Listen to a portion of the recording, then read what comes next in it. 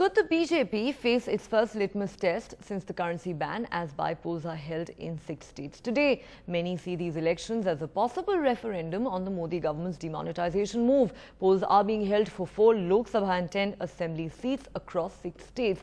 These are the Shahdol Lok Sabha seat and the Nepanagar assembly seat in Madhya Pradesh, the Lakhimpur Lok Sabha seat in Assam vacated by Chief Minister Sarbanand Sonowal, the Barjala and Khowai assembly seats in Tripura, the Cooch Behar and Tamluk Lok Sabha seats and the Monteswar assembly seat in West Bengal, 3 assembly seats in Tamil Nadu and the Nelithop assembly seat in Puducherry. By-polls are underway in 3 assembly constituencies in Tamil Nadu, but 2 are politically significant, Thanjavur and Aravakuruchi, where in the month of May, the Election Commission had recovered close to 7 crore rupees from the properties of candidates and those close to them. And Election Commission at that time had alleged that there were indications of heavy or large-scale bribing of voters, and the cases are still pending against candidates from both the DMK and AIADMK.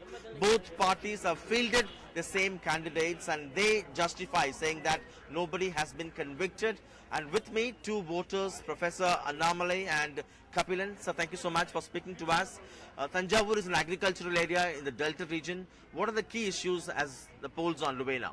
Thanjavur is basically an agricultural district, but unfortunately the state and central governments has neglected the field. So on this occasion I request to both the governments to take some war-footing measures to solve including Kaveri water issues in this area. Right.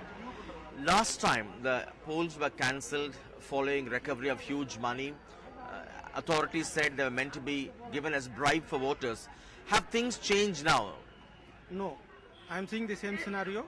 Both the parties are bribing the voters to get the vote. And is demonetization an issue here?